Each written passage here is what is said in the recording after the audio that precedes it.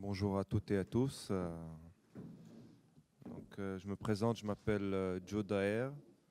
Je suis suisse d'origine syrienne. J'ai grandi la plupart de ma vie en Suisse, mais avec quelques petites périodes au Moyen-Orient, dont la Syrie et le Liban. En Suisse, je milite au sein de Solidarité. En Syrie, j'étais au sein du courant de la gauche révolutionnaire en Syrie, mais plus largement, souhaite, disons, la coalition des forces de gauche radicale en Syrie, donc collabore avec différents réseaux d'activistes de gauche en Syrie et à travers la région du Moyen-Orient et d'Afrique du Nord. En plus, je suis assistant doctorant à l'Université de Lausanne. Donc, voilà pour moi. Pour aujourd'hui, je vous présente rapidement le topo, c'est-à-dire on va d'abord traiter dans cette première session sur les causes structurelles des processus révolutionnaires au Moyen-Orient et en Afrique du Nord, avec 3-4 points, notamment avec une petite introduction sur ce qu'on a appelé les narratives de comment ces processus révolutionnaires ont été présentés. Ensuite, sur la question qui sous-tendent ces processus révolutionnaires, l'absence de démocratie, l'absence de justice sociale et les politiques néolibérales qui ont été un ferment très important dans l'explosion populaire à partir de fin 2010, mais même avant sur certains points.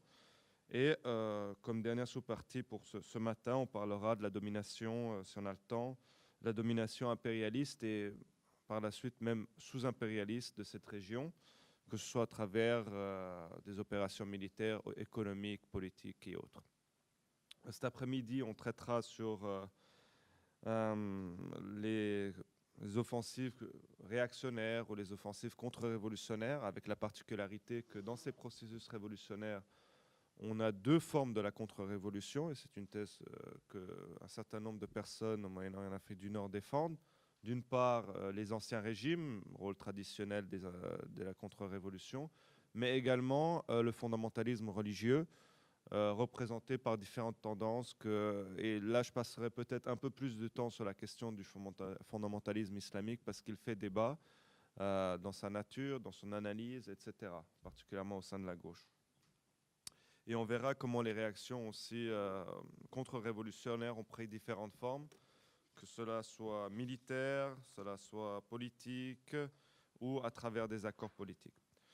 Et finalement, à la fin, en dernière session, on traitera du rôle de la gauche et des révolutionnaires de manière générale dans les mouvements populaires, dans lequel je mettrai en avant le fait de la nécessité de construire un front indépendant, démocratique et progressiste face aux deux secteurs de la contre-révolution.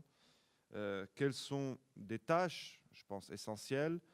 Je reviendrai également sur la nécessité de comment les révolutionnaires doivent, ou bien comment quelques, disons, points de discussion sur comment travailler, comment s'intégrer dans des mouvements avec une conscience populaire peut-être pas aussi développée que pour les révolutionnaires et autres, et sur la question enfin de l'importance de la notion de la révolution permanente comme concept, comme compréhension, comme tactique et stratégie pour les révolutionnaires de la région, mais également dans une perspective de développement, dans le concept également de développement inégal et combiné.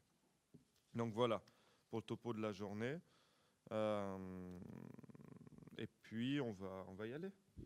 On va y aller. S'il y a des choses pas claires, veuillez, s'il vous plaît, n'hésitez pas à m'arrêter ou autre.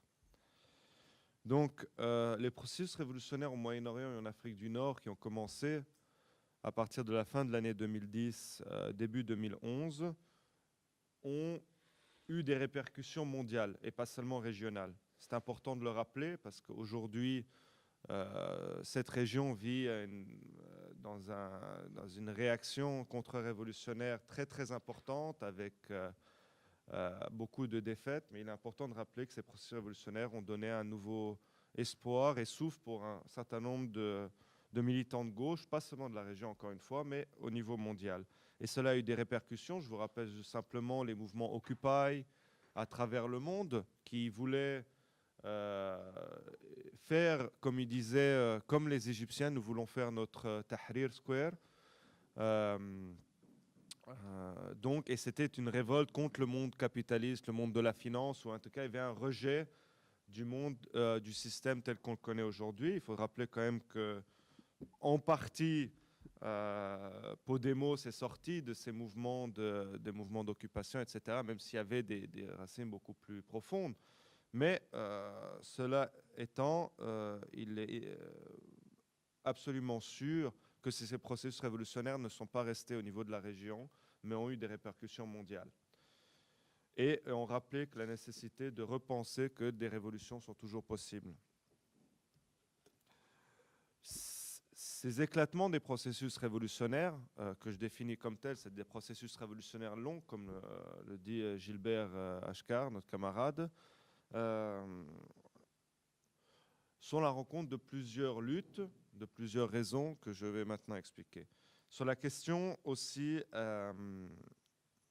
les narrations sur ces processus révolutionnaires. Au début, la majorité des journaux occidentaux dans le monde, même de la région, quand on voyait les médias style Al Jazeera et autres, c'était des révolutions dans une perspective contre l'autoritarisme d'une partie de la population qui voulait un système soi-disant similaire à ce qu'il y avait en Europe ou autre. Les questions sociales, économiques ont complètement été mises de côté. Et même avant cela, il faut rappeler qu'avant ces processus révolutionnaires, quand on a célébré le printemps arabe, il faut rappeler juste avant que cette région était caractérisée par un exceptionnalisme, mais dans ce cas-là négatif, du despotisme arabe. Avant, c'était le despotisme musulman.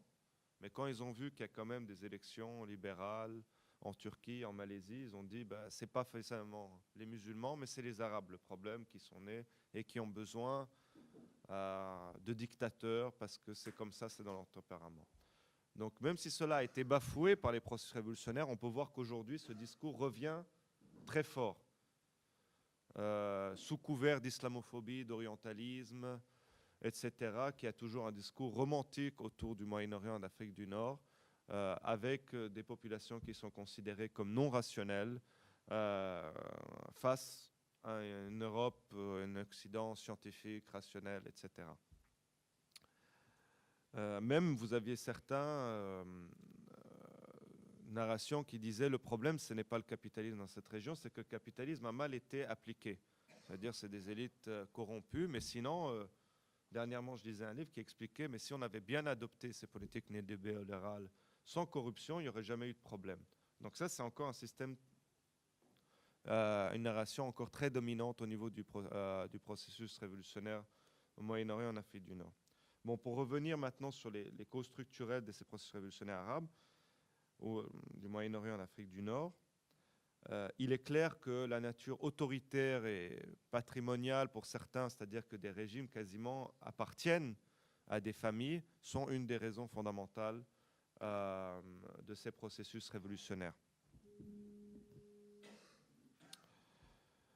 Vous aviez eu des luttes, même avant 2011 et 2010, contre ces dictatures, notamment en Égypte. Je vous rappelle le mouvement Kefaya entre 2004 et 2005, qui rassemblait différentes forces de l'opposition qui allaient de la gauche à une partie des frères musulmans, avec les libéraux et autres sociodémocrates, qui avaient mis en cause déjà le pouvoir de Moubarak.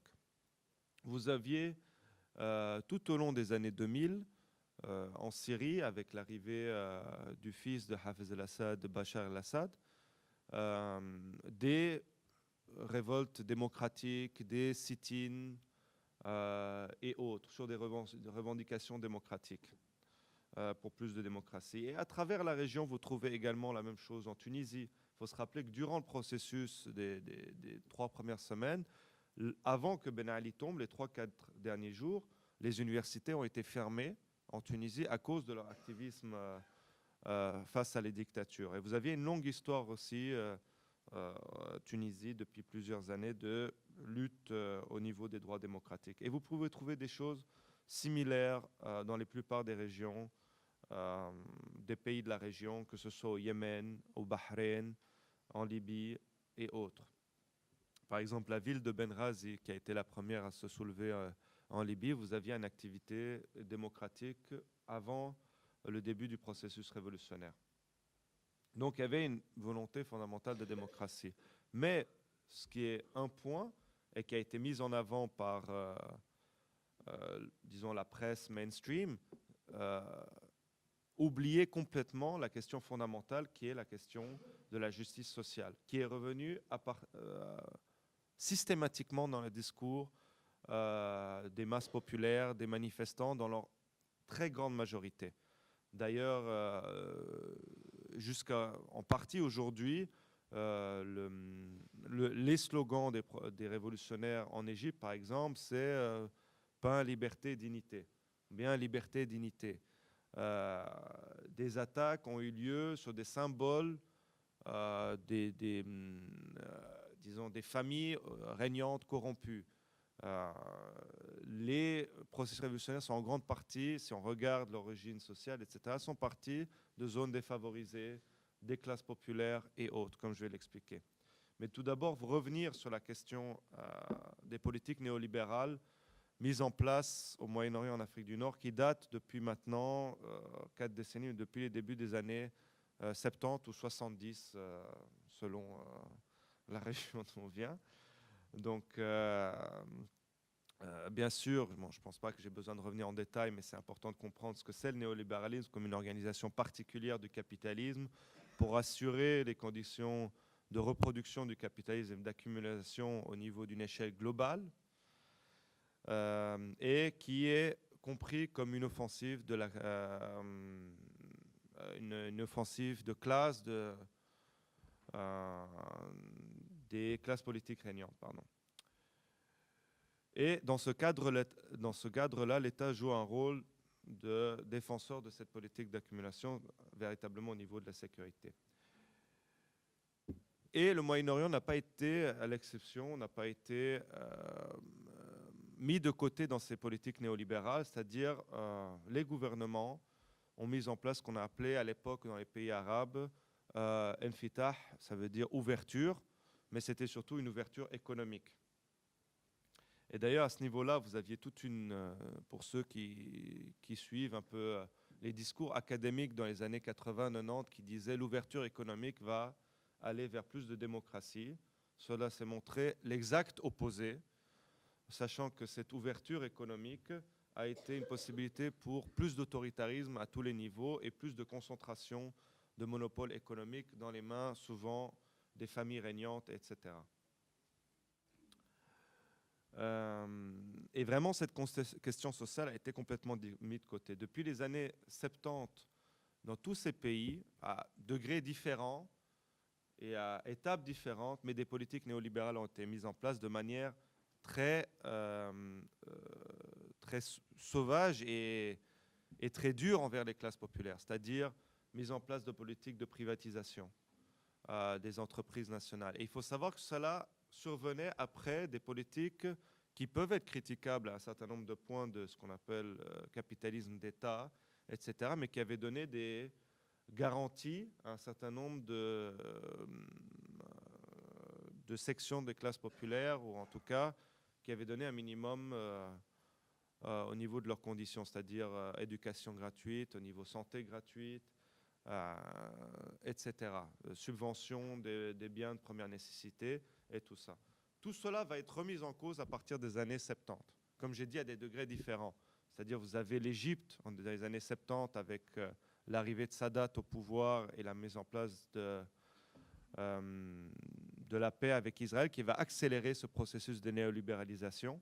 Vous avez en Tunisie également, ça se développe à partir des années 70. Chacun ayant suivi ses propres particularités parce que la forme des régimes n'était pas forcément similaire.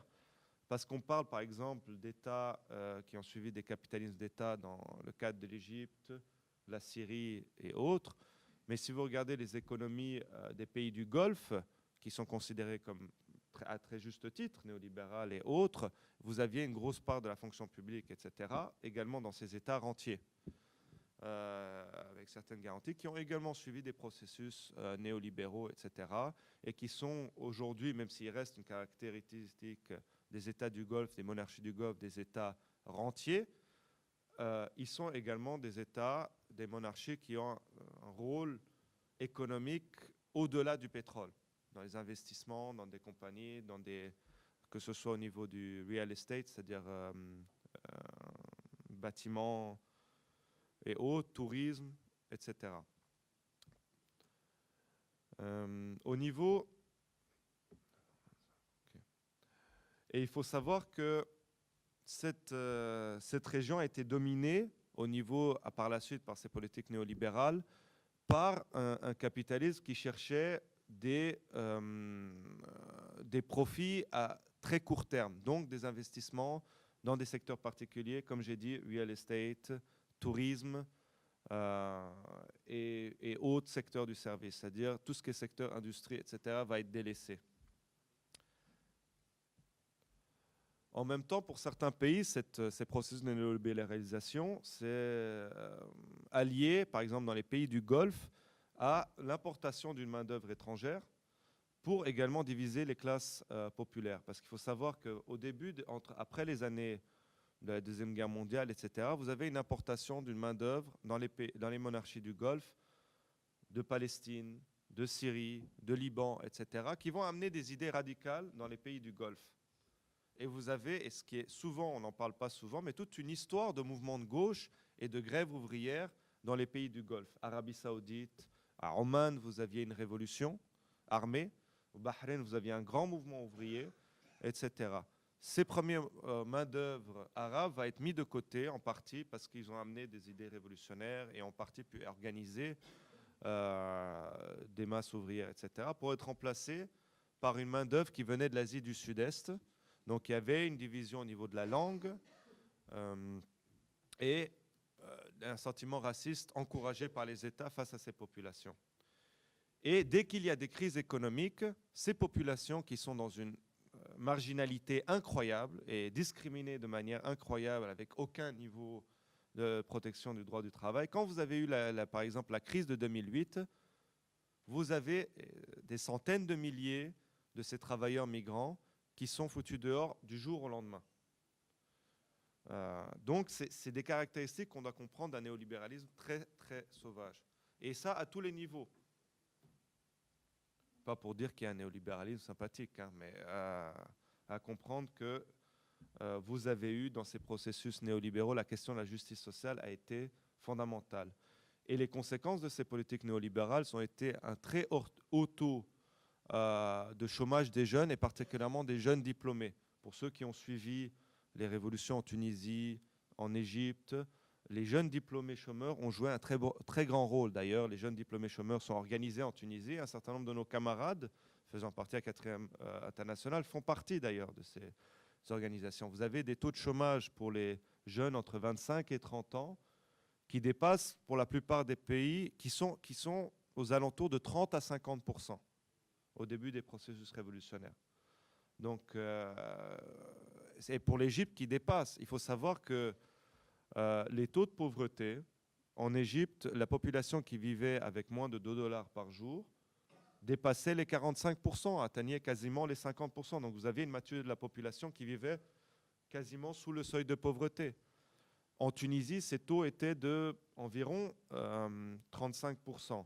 En Syrie, vous aviez 30% de la population qui vivait sous le seuil de pauvreté et 30 autres % qui vivaient au-dessus. Donc 60% autour des seuils de pauvreté. Et ce néolibéralisme aussi a pris, comme je vous disais, n'a pas renforcé des droits démocratiques ou permis une ouverture démocratique comme un certain nombre de spécialistes du FMI, académiques de tendance néolibérale avaient prévu, mais a renforcé l'autoritarisme et les monopoles économiques. Vous avez dès lors des secteurs, des pans entiers de l'économie, à travers les privatisations qui ont été faites, qui vont devenir dans les mains des familles régnantes. Et véritablement, même si certaines s'appellent républiques, vont prendre la forme de monarchie. En Tunisie, c'est la famille Trabelsi, la femme de Ben Ali, qui vont accumuler des fortunes incroyables et qui se disposaient de l'État quasiment comme ils voulaient.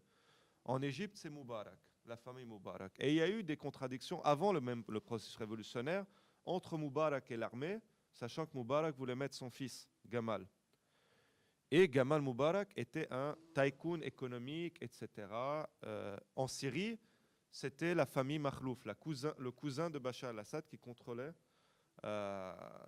des pans entiers des secteurs de l'économie, etc. Vous pouvez trouver à ce niveau-là un certain nombre d'exemples.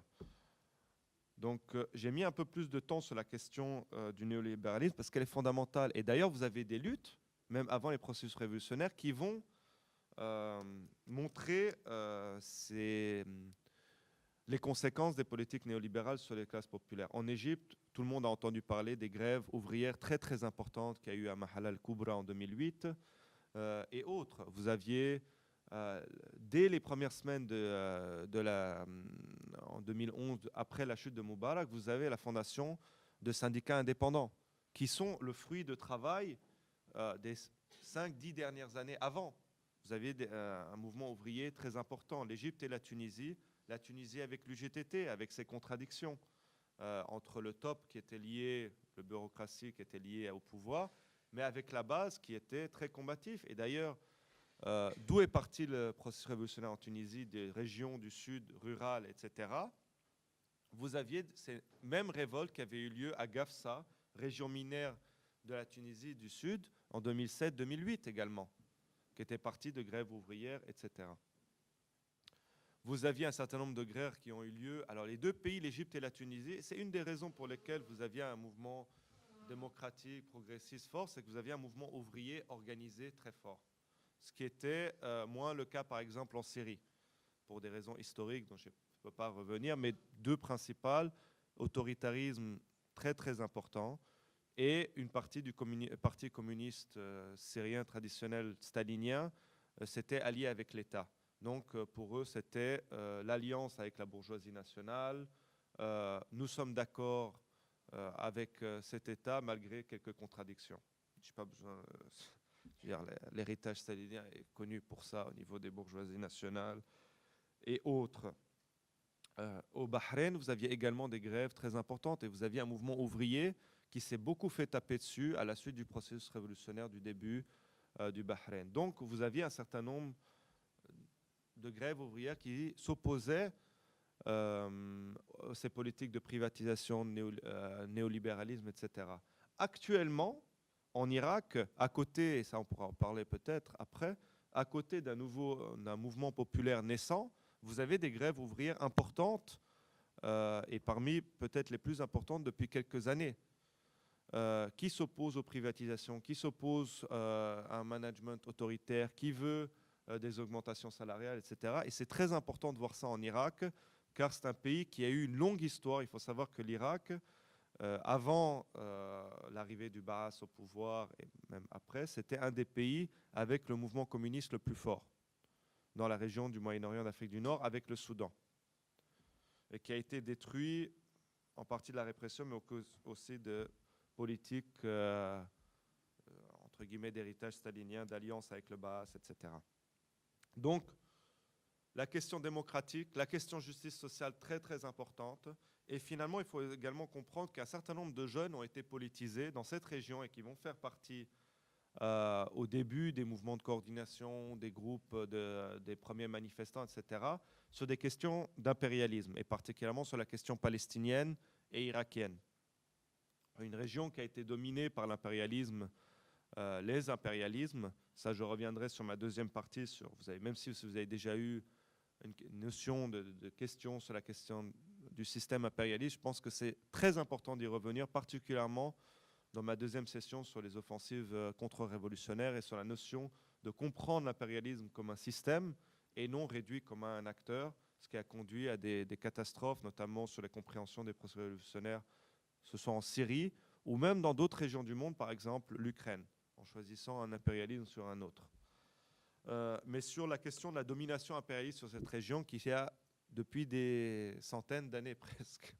Mais en tout cas, dans la période modèle du XXe siècle, vous avez eu après l'Empire ottoman, les protectorats ou les colonies, etc.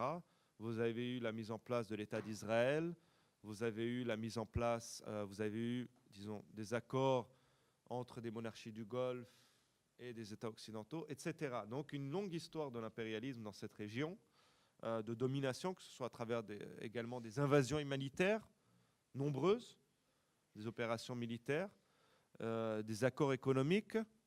Et ça a été une question très importante dont il faut là dire le rôle d'un certain nombre de camarades de notre tendance dans la question de la dette de ces pays, qui, à travers notamment la dette, il y a eu les politiques néolibérales en partie. Et la question de la dette a été remise en cause notamment par, si vous connaissez, qui est maintenant député au Parlement tunisien, Fathi Chamkhi, en Tunisie, qui est membre de la section tunisienne de l'A4, qui a joué un très grand rôle au niveau de la notion de l'annulation de la dette, et c'est lui qui a mis en place ce programme au sein du Front populaire. En Égypte également, les camarades ont été les seuls quasiment à traiter cette question de la dette, mais qui est fondamentale. Donc, le système impérialiste a eu différents moyens pour s'imposer. Mais il faut mettre en avant, au niveau de cycle de politisation, la question palestinienne. Parce que vous avez un certain nombre de jeunes qui ont été repolitisés, radicalisés, au début des années 2000 avec l'intifada palestinienne, qui a duré 5 ans. Donc vous avez eu la mise en place au niveau des universités en Égypte, de collectifs en dehors, de mouvements de solidarité avec la Palestine très importantes. Et un certain nombre de ces personnes vont se retrouver au début de 2011 sur Tahrir Square. Vous avez également en Égypte radicalisation à ce niveau-là dans les universités, etc. Dans un certain nombre d'universités, vous avez cette radicalisation parce que les États autoritaires arabes, le plus souvent, n'avaient une position très silencieuse ou en tout cas ne faisaient rien pour aider les masses populaires palestiniennes dans leur résistance. Et même les États qui rhétoriquement, disons, soutenaient l'intifada, comme par exemple le régime syrien, réprimaient les manifestants qui voulaient sortir dans des manifestations non organisées par le régime. J'ai une histoire qui est assez marrante d'un camarade palestinien du camp palestinien-syrien, du camp de réfugiés d'Yarmouk en Syrie, qui est depuis plus de 2 ans sous le siège des bombardements, etc., du régime Assad, et qui a dû faire face également à l'État islamique. Il me dit, la première fois que j'ai été emprisonné en Syrie, c'est lorsque je suis allé manifester pour mes camarades palestiniens dans les rues de Damas, alors que le régime était officiellement en faveur de l'intifada, etc. Un phénomène similaire se passe lors de l'invasion américano-britannique de la guerre en Irak. Et ce même type me dit, je me fais de nouveau emprisonner dans les rues de Damas, parce qu'avec mes camarades, ils avaient un groupe de gauche dans ce camp, on va manifester, mais sans l'accord du régime, et on se fait emprisonner et tabasser, alors que le régime était contre la guerre en Irak. Et également, il faut savoir que la guerre en Irak a joué un rôle également de radicalisation, d'opposition à l'impérialisme dans toute la région. Vous aviez des manifestations en Égypte, en Tunisie, au Liban. Et d'ailleurs, il y a les premières questions qui font débat à ce niveau-là, qui est intéressant peut-être pour le suite de la discussion et qui fait beaucoup débat aujourd'hui, c'est qu'au Liban, il y a 2 manifestations. Je raconte cela parce que ça peut aider pour la discussion par la suite. Une manifestation qui dit non à la guerre, mais non également à la dictature. Et une qui dit non, simplement, en suivant un peu le mot d'ordre, j'ai envie de dire, de nos camarades en Angleterre du SWP, simplement non à la guerre, et s'il y a des gens pro-Saddam, c'est pas grave, mais l'important c'est d'avoir la plus grande manif. Et une autre manif donc au Liban qui dit non seulement à la guerre, et vous aviez des gens très clairement nationalistes arabes, avec des portraits de Saddam, etc. En l'occurrence, la plus grosse manifestation est celle de nos camarades qui disent non à la démocratie, non à la guerre et non à la dictature. Et je pense que c'est une question aussi également qui se pose aujourd'hui, parce que certains, dans les mouvements anti-guerre sous couvert de non à la guerre, c'est également un soutien à la dictature, qui est problématique, disons. Et particulièrement, on l'a vu dans le cas de la Syrie. Donc, ces différents niveaux... J'ai combien de temps là encore 2 ? Ah, encore 10 minutes, super. Bon. Vous avez donc ces différentes notions qui ont joué un rôle fondamentale dans le début des processus révolutionnaires, c'est-à-dire l'absence de démocratie, une volonté de démocratie très claire des manifestants, une volonté de justice sociale qui prend différentes formes, hein, mais qui est très très présente, et une volonté d'une forme de souveraineté populaire ou d'opposition à toutes les formes d'impérialisme. Vous avez par exemple, et cela a permis d'ouvrir des portes à ce niveau-là. C'est pour ça que les débats qui ont eu lieu, et j'en parlais déjà hier avec des camarades syriens, il y a tout un débat actuellement pour savoir est-ce qu'on doit parler de processus révolutionnaire, de révolution. Il n'y a pas eu de changement à la tête de l'État, de la classe au pouvoir. Ça, c'est vrai. Et c'est la thèse en partie de Samir Amin qui dit on ne peut pas parler de révolution parce qu'il n'y a pas eu de changement à la tête des gens au niveau de la classe, etc. Mais c'est oublier des choses fondamentales. C'est que pour moi, un processus révolutionnaire, c'est-à-dire, je crois que c'était Lénine qui disait très bien, c'est à un moment donné où les gouvernants ne peuvent plus gouverner comme avant et que les masses populaires ne peuvent plus accepter, disons, leurs conditions comme avant. Et vous avez une crise révolutionnaire depuis 2010 très clairement, c'est-à-dire que les classes régnantes, les classes gouvernantes, les classes bourgeoises de ces pays ne peuvent plus vivre, ne peuvent plus gouverner comme avant. Vous avez une crise révolutionnaire qui n'est pas fermée. Alors malgré qu'on est dans une période très difficile pour les camarades de la région du Moyen-Orient et d'Afrique du Nord, il y a une porte qui s'est entrouverte et qui laisse des possibilités. Et d'ailleurs, les révoltes populaires qui se passent actuellement en Irak et au Liban sont une conséquence directe de ces processus révolutionnaires, du fait que les gens croient à des possibilités de changement par en bas. Et c'est là où il faut que les camarades soient présents, c'est-à-dire continuer dans ces perspectives de lutte. Et comme je disais, cela a ouvert des portes. Vous avez eu la création de syndicats indépendants en Égypte, malgré leurs limites. Hein, pour un certain nombre d'entre elles, je peux vous dire que, par exemple, ils ont pris des positions malheureuses lors de la prise du pouvoir de Sisi, soutenant Sisi. Il faut savoir qu'une majorité de la gauche radicale dans ces syndicats indépendants ont plutôt voté non de soutien à Sisi, mais tout ce qui est la tendance nationaliste arabe ont voté oui, et qui était représenté notamment par, maintenant j'ai oublié son nom, qui va devenir ministre du Travail et qui était une figure importante du mouvement ouvrier égyptien, qui est... Bon, j'ai oublié son nom, mais qui était une figure importante, Abouaïta, voilà, qui va devenir ministre du Travail et qui était une figure importante du syndicat indépendant en Égypte.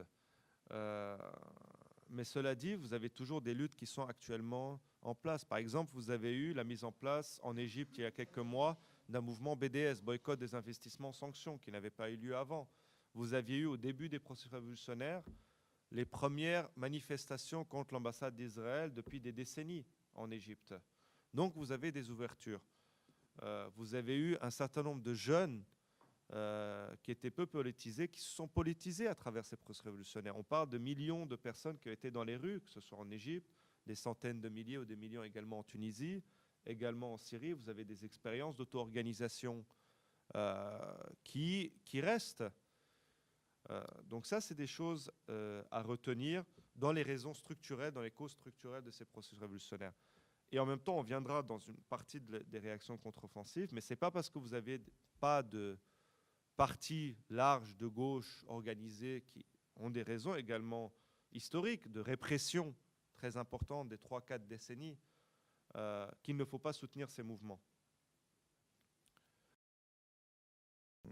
Donc, avant d'aborder sur les contre-offensives, sur les offensives contre-révolutionnaires, pardon, je voudrais juste rappeler, j'ai essayé de le mettre en filigrane dans la première partie, de comprendre ces processus révolutionnaires, pas dans leur cadre, entre guillemets, nationaux ou étatiques, mais à travers les frontières. C'est très important. Et même, j'ai envie de dire, et c'est pour ça que je n'utilise pas souvent le terme révolution arabe, mais je préfère le terme processus révolutionnaire Moyen-Orient et Afrique du Nord, cela dépasse le contexte arabe pour le comprendre. Particulièrement si on prend le cadre des liens avec la Turquie, avec l'Iran, etc. et d'autres pays. Donc comprendre ces processus révolutionnaires au-delà de leurs cadres nationaux. D'ailleurs, on verra en conclusion que la solution dépasse bien sûr ces cadres nationaux. Donc, les offensives contre-révolutionnaires. Deux acteurs, comme je l'ai dit au début, les anciens régimes, que cela soit les militaires en Égypte, actuellement en Tunisie, même si c'est une coalition, je considère quand même Nida Tounes, le parti qui a remporté les dernières élections, représentant en tout cas les intérêts de l'ancien régime, ou bien les régimes actuels qui sont toujours en place, Assad, les monarchies, etc., sont les principales formes de contre-révolution. À ce niveau-là, il y a juste une nuance à faire sur la question de l'analyse de pourquoi certains processus ont suivi tel développement et pas d'autres. C'est aussi dans la nature de ces États. Par exemple, en Égypte et Tunisie, vous aviez une possibilité de séparer la tête du pouvoir, c'est-à-dire leur dictateur, Ben Ali ou bien Moubarak, de la classe dirigeante. Ce qui n'est pas possible dans des pays style la Syrie ou la Libye. C'est-à-dire vous ne pouvez pas enlever Kadhafi tout seul et laisser le même régime en tout cas, ou bien enlever Assad. Il y a un lien beaucoup plus fort. Donc il faut aussi comprendre ces différences au niveau étatique. Et au niveau, bon, je ne sais pas si c'est clair, mais c'est qu'on n'analyse pas un État, ce qui a été malheureusement le cas de certaines sections de la gauche, en fonction des politiques étrangères de ces États ou de leurs discours rhétoriques, mais en fonction de leur classe dirigeante, de leur politique envers les classes populaires, etc. Car malheureusement, pour certains, en analysant ces États en fonction de leur politique étrangère, cela les a menés à les caractériser comme des États anti-impérialistes, style l'Iran ou la Syrie, ce qui est très problématique. Donc, rappel, un État n'analyse jamais en fonction des politiques étrangères. Sinon, on aurait pu dire que Jacques Chirac, qui s'est opposé à la guerre en Irak en 2003, était un anti-impérialiste dans ces perspectives. Bien sûr, c'est faux. Donc, juste des questions de considération claires. Donc, je pense qu'on est assez clair au niveau des anciens régimes. Qu'est-ce que c'est? Leur but, en Égypte, on voit très bien la volonté de restaurer, disons de restaurer, ils ont toujours été au pouvoir les militaires, mais véritablement de casser les révolutionnaires, de casser toute forme d'opposition, d'aller vers plus de politique néolibérale, etc. En Tunisie, avec Nida Tounes, ça peut se voir également, etc. Le deuxième acteur, et ça, ça nécessité d'un débat beaucoup plus profond, c'est le fondamentalisme religieux ou le fondamentalisme islamique, qu'il soit sunnite ou chiite. Ces acteurs ont, à la suite des chutes des dictateurs, le plus profité, très souvent, sur la scène électorale.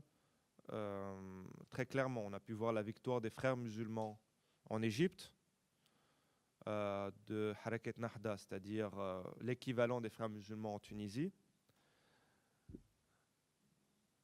et autres. Pourquoi? La réponse pour l'Égypte est assez claire, c'est que malgré des années, des décennies d'autoritarisme, et même si les frères musulmans n'étaient pas un parti officiel reconnu, ils avaient le droit à être sur la scène publique, etc. Donc ils avaient leur institution présente depuis des années en Égypte. Et ils avaient même des députés au Parlement dans les années 90 et 2000. Et il faut savoir que, et ça il faut revenir un peu en arrière, pourquoi le fondamentalisme islamique, principalement représenté par les frères musulmans, dominait la région. Il faut revenir dans les années 50, 60, 70, où le fondamentalisme islamique a servi d'outil face au mouvement de gauche et nationaliste arabe, soutenu à cette époque par l'Arabie saoudite et les États occidentaux. Et après, systématiquement, quasiment tous les États de la région ont utilisé le fondamentalisme islamique face au mouvement de gauche et nationaliste. Même le très laïque Tunisie, qui a utilisé au début le mouvement de la tendance islamique, qui donnera plus tard Nahda dans les universités contre, ou qui les a laissés se développer face au mouvement de gauche et nationaliste. Et cet exemple va même au-delà. Je pense que le camarade pakistanais pourra également parler de le cas du Pakistan où le fondamentalisme islamique a été, en tout cas, encouragé par l'État à un moment donné contre les forces de gauche. En Égypte, sous Sadat libère des prisons, laisse se développer dans les universités les frères musulmans et autres mouvements islamiques fondamentalistes face au mouvement de gauche et nationaliste. En Syrie également, etc. Donc, ils arrivent en 2010-2011 avec une force sur le terrain assez importante, même s'ils ont vécu des années de répression, mais ils avaient dans certains pays une certaine présence quand même. Et où, même s'ils n'étaient pas présents par exemple en Tunisie, il y a directement un apport économique, un soutien fondamental de la part du Qatar, soutien politique, médiatique et financier, qui vont permettre à ces mouvements de se reconstruire très rapidement. Et le rôle d'Al Jazeera dans ce cadre-là est très important, de mettre en avant les frères musulmans où qu'ils soient. Le fondamentalisme islamique ou religieux, c'est pas propre très clairement, c'est pas propre à la religion islamique, ce fondamentalisme. Vous avez des fondamentalismes chrétiens, hindous, etc. Donc ça, c'est une chose à mettre claire. De la même manière, il faut s'opposer, disons, des analyses, j'ai envie de dire, essentialistes ou islamophobes qui voient dans chaque musulman un frère musulman ou un État islamique, etc. Une personne qui est croyante, c'est une chose. Une personne qui est membre des frères musulmans ou de l'État islamique, c'est autre chose. Il faut être très clair. Et ça, c'est un des problèmes parfois avec certaines sections de la gauche, quand ils écrivent, par exemple, dans leurs journaux, sur la place Tahrir, vous avez la gauche, les libéraux et les musulmans qui sont descendus dans les rues. Pardon ? On peut être de gauche et être musulman. On peut être libéral et être musulman. Ça ne veut pas dire que quelqu'un n'est pas frère musulman, n'est pas musulman. Et ça, c'est aussi un problème qu'il faut dénoncer, c'est que la volonté des frères musulmans, c'est de dire le seul bon musulman est avec nous. Et il faut s'opposer, que ce soit aux analyses essentialistes en Europe qui voient dans chaque musulman un frère musulman, et, entre guillemets, ce que Gilbert Achcar a parlé d'orientalisme inversé, c'est-à-dire que tout processus d'émancipation de la région doit passer à travers la religion. Ça aussi, ce qui est particulièrement employé par les frères musulmans et d'autres mouvements islamiques fondamentalistes, par exemple Khomeini en Iran, etc. Vous avez une multiplicité de mouvements islamiques fondamentalistes. Les frères musulmans ne sont pas la même chose, évidemment, que l'État islamique, ni que Al-Qaïda. Est-ce que cela nous empêche de les caractériser tous sous le label fondamentalisme islamique? Je ne pense pas personnellement. Parce que leur but est généralement de construire avec... Il y a des différences au niveau de leur leadership, de la classe, de leur programme politique en partie, etc. Ça, c'est clair. Il y a des différences. Mais en l'occurrence, tous sont pour un retour avec des tactiques différentes, pour un retour à un État islamique, pour mise en place de lois religieuses. Ils ont des politiques réactionnaires au niveau des questions de la femme, des questions sociétales, une opposition au mouvement ouvrier, etc. Ça, c'est un débat aussi à avoir. Et personnellement, je ne suis pas pour la caractérisation des mouvements islamiques fondamentalistes de fascistes, premièrement. Je pense que cette définition est fausse. Que définir fasciste ces mouvements ne permet pas de comprendre les dynamiques au sein de ces mouvements. Et que, bien sûr, il ne faut pas avoir une dénomination de fasciste dans le sens seulement quelque chose qui peut être né en Europe, etc. Mais il y a quand même un certain nombre de prédispositions pour caractériser un mouvement de fasciste. Ces mouvements sont la plupart du temps pas forcément des mouvements liés intrinsèquement avec la bourgeoisie, particulièrement pour l'État islamique. Au contraire. Alors, dans le cadre des frères musulmans, c'est un peu différent, parce qu'ils ont joué parfois le rôle de, si on veut, force armée de la bourgeoisie, particulièrement en Syrie. Mais c'est des cas particuliers. Vous avez également le fait que ces pays sont des États dominés, des pays dominés, non des États dominants, dans des pays impérialistes, etc. Donc vous avez un certain nombre de raisons pour lesquelles je ne parlerai pas de fascisme. Et l'autre problème avec ces dénominations, c'est que souvent, ce sont les partis staliniens communistes de la région qui ont utilisé le terme fasciste pour justifier des alliances avec des États autoritaires. C'est-à-dire le Parti communiste stalinien en Égypte a nommé les frères musulmans fascistes pour justifier l'alliance avec Moubarak, etc. Vous avez un certain nombre d'exemples comme ça. Je m'oppose également à la dénomination des mouvements islamiques fondamentalistes par certaines sections de la gauche de mouvements réformistes. Je pense que c'est complètement faux de nommer ces mouvements comme des mouvements réformistes pour différentes raisons. Leur leadership politique est essentiellement constitué de petites bourgeoisies et de bourgeoisie. Aucun lien fondamental avec le mouvement ouvrier. Des politiques à tous les niveaux réactionnaires et néolibérales. Au niveau, si considérer un parti qui fait des réformes pour son propre intérêt politique comme réformiste, ce n'est pas comprendre la nature du réformisme. Donc la nature du réformisme pour ces mouvements islamiques fondamentalistes n'a pas de sens. Ce sont des mouvements conservateurs, réactionnaires, avec un programme politique néolibéral et encore une fois réactionnaire à tous les niveaux. Également, comment on analyse un parti politique. Alors j'ai dit une analyse de son leadership de classe et aussi au niveau de son analyse de programme politique. Regardez le programme politique de ces mouvements. Renaissance en Égypte des frères musulmans, c'est équivalent, si on veut, des partis de droite traditionnels ou pire en Europe, au niveau néolibéralisme, etc. Et d'ailleurs, vous avez vu, dès qu'ils sont arrivés au pouvoir, en Tunisie et en Égypte, ça a été respect des accords commerciaux avec les pays européens, dans lesquels ils avaient une situation de domination, respect de la dette, non remise en cause de la dette, continuation des prêts du FMI et autres institutions monétaires.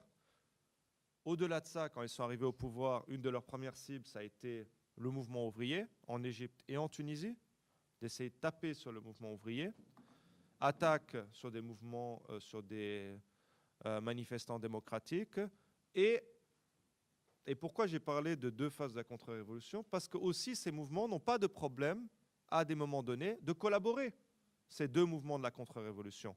On l'a vu en Égypte jusqu'à la chute de Morsi en 2013. Et on le voit surtout actuellement en Tunisie, où vous avez un gouvernement d'unité nationale entre les représentants de l'ancien régime, Nida Tounes, et les représentants de Nahda, donc des frères musulmans tunisiens.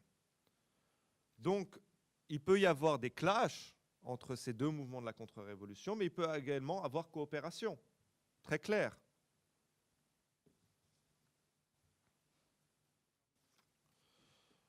Donc, j'espère avoir donné des motifs de compréhension par rapport à ce que c'est le fondamentalisme islamique. Je pense qu'on peut continuer la discussion plus tard, mais je pense qu'elle est très importante à avoir. Et aussi, pourquoi j'ai parlé d'islamique fondamentalisme sunnite, principalement représenté au niveau de mouvement de masse, je dis frères musulmans. Et au niveau, vous avez également fondamentalisme chiite, représenté par le khoménisme, la République islamique d'Iran, qui a fait également, ou bien d'autres partis irakiens fondamentalistes chiites en Irak, ou bien style Hezbollah au Liban, qui sont tous des mouvements fondamentalistes et qui, même sous le label de résistance, etc., ont des programmes politiques réactionnaires très clairs. Quand on parle de deux phases de la contre-révolution, cela ne veut pas dire qu'on soutient la répression contre des membres des frères musulmans en Égypte ou dans d'autres pays. On s'oppose à la répression politique contre tous les opposants politiques. Cela va de soi. C'est-à-dire, il y a eu des campagnes pour la défense des prisonniers politiques en Égypte. On défend la libération de tous les prisonniers politiques sans exception, également ceux des frères musulmans. Mais cela ne veut pas dire qu'il faut les transformer dans des anges. Et Trotsky disait, on peut s'allier avec le diable du moment qu'on ne le décrit pas comme un ange. Et ça, c'est justement le cas.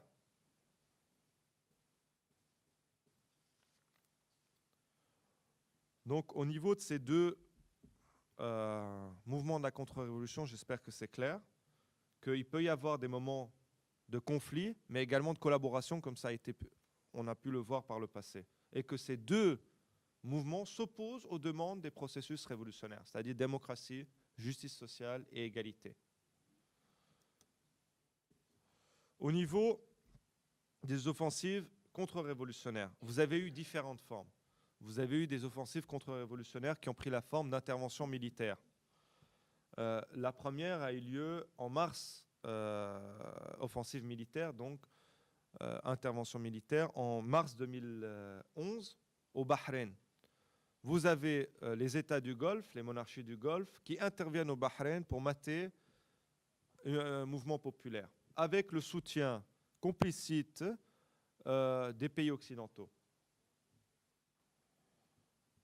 Vous avez eu la volonté d'intervenir après, par la suite, intervention militaire de nouveau, mais des pays occidentaux, en Libye. Pas pour sauver la révolution libyenne, mais pour la coopter. Pour coopter son leadership, etc. Mais je rappelle que la Libye, comme les autres processus révolutionnaires, est un phénomène profondément endogène qui avait une véritable révolution. Il ne faut pas croire certaines sections de la gauche qui présentent la Libye comme un coup manigancé, une conspiration, etc. Il faut s'opposer à cela. Mais c'est que dans tout mouvement, dans tout processus révolutionnaire, vous avez des interventions de l'étranger qui veulent prendre contrôle de ces processus. Et à travers toute la région, c'est ce qu'on a vu, des tentatives de différents États de vouloir contrôler ces processus. D'autres offensives, contre-offensives révolutionnaires au niveau des interventions militaires. Vous en avez eu en Irak, que ce soit au niveau de la coalition internationale, et pas pour, comme il a été présenté en 2014, pour sauver les minorités d'Irak, mais surtout pour sauver l'État central irakien de Bagdad et le Kurdistan irakien, qui sont des alliés des États-Unis, à la suite de la chute de la ville de Mossoul dans les mains de l'État islamique. Ils sont intervenus soi-disant pour sauver les minorités. Les minorités, elles étaient déjà parties religieuses. Donc il ne faut pas tomber également dans ces interventions soi-disant humanistes. Il faut s'y opposer. Sans parler également de l'intervention militaire à travers des assistants militaires, même des hommes sur le terrain, de la République islamique d'Iran, que ce soit en Irak ou bien en Syrie. L'Iran joue un rôle très clairement, et ça je n'ai pas encore parlé, de la notion, peut-être je vais vite dire deux mots sur la question, je m'excuse déjà en avance pour les interprètes, sur la question de l'impérialisme. J'ai dit comme système avec différentes formes d'impérialisme qui, au niveau international, s'opposent, mais qui peuvent également tomber d'accord. Mais également, vous avez la présence d'impérialismes régionaux qui ont joué un rôle de plus en plus important depuis 2003 à cause de la défaite des États-Unis en Irak et de la baisse relative de l'impérialisme américain dans la région. Ce qui a laissé plus d'espace pour les impérialismes régionaux, style l'Iran, style la Turquie, Qatar et Arabie Saoudite, à jouer un plus grand rôle. Parenthèse refermée. Donc pour revenir sur les interventions militaires, vous avez également des interventions militaires en Syrie, pas pour aider la révolution, mais pour essayer de remettre un pied des pays occidentaux. Vous avez la dernière intervention militaire au Yémen de l'Arabie Saoudite, soutenue par 8 à 9 pays, États. Intervention qui également s'inscrit dans une perspective contre-révolutionnaire. Intervention également actuellement et même avant de l'État turc, bombardement soi-disant sur une campagne antiterroriste, soi-disant pour toucher l'État islamique, mais qui touche à 90%, que ce soit dans sa répression militaire, policière et bombardement, les mouvements kurdes, particulièrement du PKK. Donc vous avez des interventions militaires directes dans ces processus contre-révolutionnaires. Vous avez eu également, dans ces processus contre-révolutionnaires, des États qui ont joué des rôles très clairs. Et le centre, si on veut, de la contre-révolution et toute perspective de victoire des processus révolutionnaires devra viser le centre de la contre-révolution, qui sont les monarchies du Golfe, et particulièrement l'Arabie saoudite et le Qatar, qui ont joué un rôle très important dans ces processus contre-révolutionnaires. C'est-à-dire le plus souvent, et encore une fois, c'est pour ça que j'ai dit que c'est important de comprendre les mouvements contre-révolutionnaires, pas seulement comme opposés, mais parfois collaborés, c'est la même chose l'Arabie saoudite et le Qatar. L'Arabie saoudite a privilégié le soutien aux anciens régimes, qui se comprend par des liens politiques, économiques, financiers, et pour cela, je recommande le livre, les livres, entre guillemets, de Adam Haniyeh, Gulf Capitalism, et le dernier qu'il a sorti sur les processus révolutionnaires, qui montre le rôle des monarchies du Golfe dans les investissements étrangers dans les pays moyen-orientaux et de l'Afrique du Nord, et des liens politiques qui ont été formés à travers les investissements étrangers, l'importance économique, etc. Dès lors, l'Arabie saoudite, qui était un très grand investisseur dans tous ces pays et qui était lié politiquement et économiquement à ces élites politiques, avait intérêt à maintenir les anciens régimes. C'est pour ça qu'ils ont soutenu Moubarak jusqu'au dernier instant. Ils ont accueilli Ben Ali chez eux, dictateur tunisien. Ils sont intervenus au Bahreïn, mais avec cette fois l'accord du Qatar, etc. Et quand vous avez eu la chute des frères musulmans en Égypte, le premier pays à vouloir financer, à accorder des prêts très importants à l'Égypte de Sisi, ça a été l'Arabie saoudite, les Émirats, etc.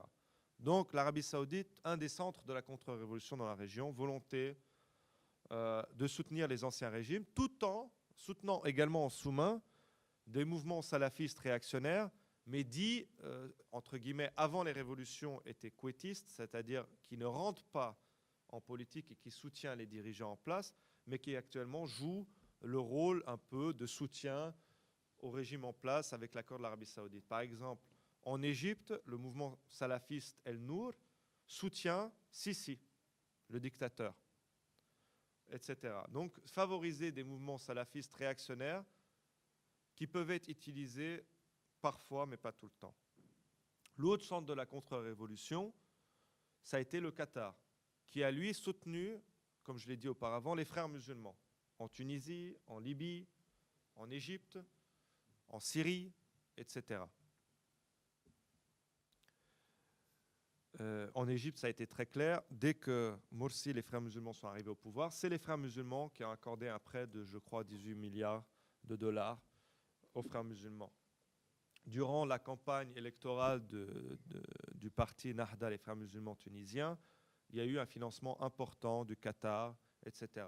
Et les premiers processus de tentative de privatisation de certaines compagnies en Tunisie, les frères musulmans au pouvoir voulaient favoriser des ventes au Qatar, etc. Donc le Qatar a voulu jouer un rôle, un nouveau rôle dans la région à travers les frères musulmans. Mais de nouveau, l'Arabie saoudite et le Qatar, qui ont des rivalités encore jusqu'à aujourd'hui, se sont mis d'accord sur un certain nombre de points aussi. L'invasion du Bahreïn pour mettre fin au processus révolutionnaire, en tout cas réprimer le mouvement populaire au Bahreïn, qui continue jusqu'à aujourd'hui malgré tout, et également en Syrie. C'est-à-dire ces deux pays. Il faut se rappeler que le premier investisseur étranger en Syrie, avant le début du processus révolutionnaire, c'était l'Arabie saoudite. Et un des plus proches alliés de la Syrie, c'était le Qatar, à côté de l'Iran, je veux dire, c'était le Qatar et la Turquie, qui sont aujourd'hui deux ennemis très farouches du régime syrien. Dans ce cadre-là, l'Arabie saoudite et Qatar se sont mis d'accord sur... en tout cas sont mis d'accord, de soutenir la révolution syrienne seulement après 6 mois. Et bien sûr, leur soutien n'est pas réellement, entre guillemets, n'est pas réel, n'est pas pour les objectifs du processus révolutionnaire. Il est juste rhétorique. Leur but, c'est de transformer le processus révolutionnaire en Syrie en une guerre civile confessionnelle, en soutenant des acteurs réactionnaires, islamiques, etc. Vous avez eu également comme tentative contre-révolutionnaire des accords politiques. Et il faut savoir que depuis le début des processus révolutionnaires, au niveau de l'impérialisme occidental, la position est similaire. Nous voulons des solutions yéménites, dites yéménites, pour toute la région. Parce que la principale leçon des États-Unis de l'échec en Irak, c'est de dire nous ne voulons plus de chute de régime, nous voulons que les régimes restent en place, mais que nous changeons seulement la tête. Et c'est ce qui a été réussi au Yémen au début.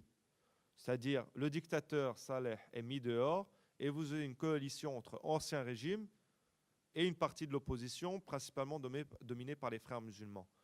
Et c'est le phénomène idéal pour l'impérialisme occidental.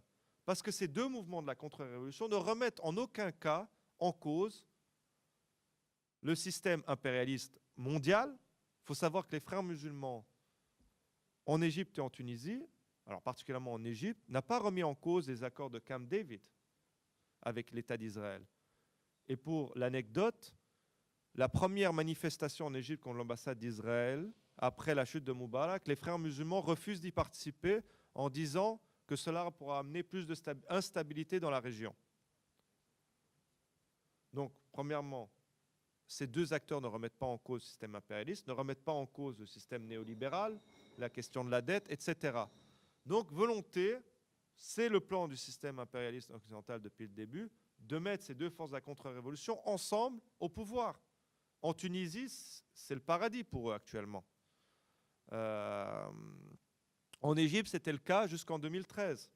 Et il faut vous rappeler d'ailleurs que les États-Unis, les premiers statements, déclarations émanant des États-Unis étaient plutôt négatifs envers le coup d'État de Sisi et qui favorisaient plutôt une collaboration entre frères musulmans et ancien régime.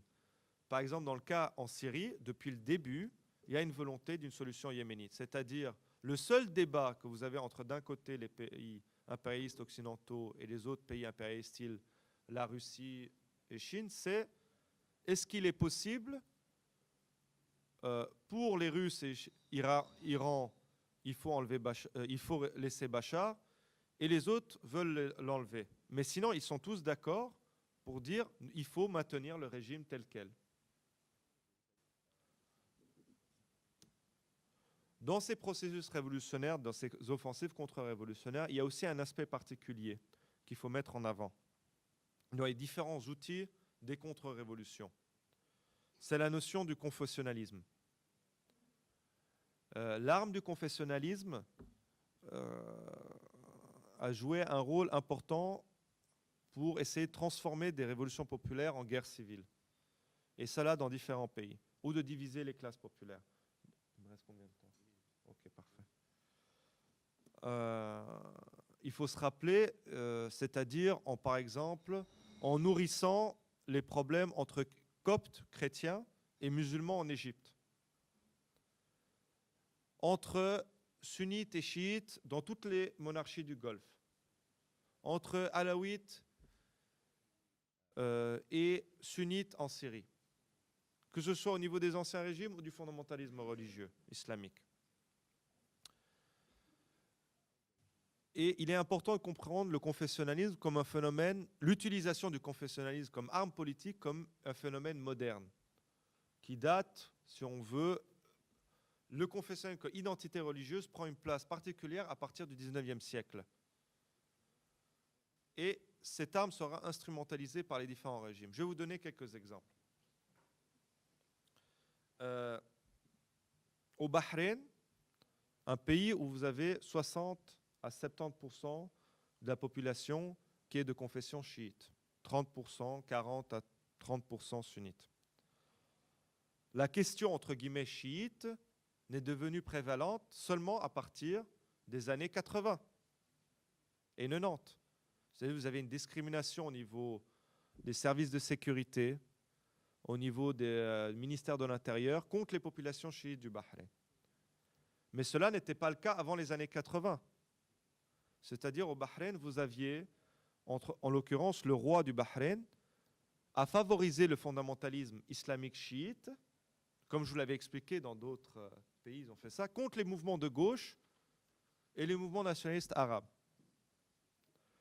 Après la révolution iranienne, qui par la suite s'est devenue, avec la prise en otage de cette révolution populaire par le courant khoméniste, la question, entre guillemets, chiite devient d'une actualité beaucoup plus importante. Et un nouvel ennemi est créé à travers la région. C'est le chiite, entre guillemets. Le chiite est considéré comme un khoméniste en puissance. Dès lors, dans toute la région, vous avez la création d'un nouvel ennemi qui est aussi une manière de diviser les classes populaires entre sunnites et chiites. L'ennemi n'est plus forcément le gauche, mais une minorité. En Arabie Saoudite, la même chose. C'est-à-dire qu'en Bahreïn et en Arabie Saoudite, vous avez la création de ce problème. Et qui sont mis dehors un certain nombre d'employés chiites de compagnies nationales, de certains, disons, ministères de l'Intérieur, des services de sécurité. C'est-à-dire, par exemple, au Bahreïn, avant les années 90, vous aviez des chiites dans les services de sécurité. À partir du milieu des années 90, il n'y a plus un seul chiite. En partie, ils sont remplacés par des gardes de différentes nationalités, mais de confession sunnite. Vous avez des gens dans les services de sécurité qui sont syriens, pakistanais, yéménites, etc.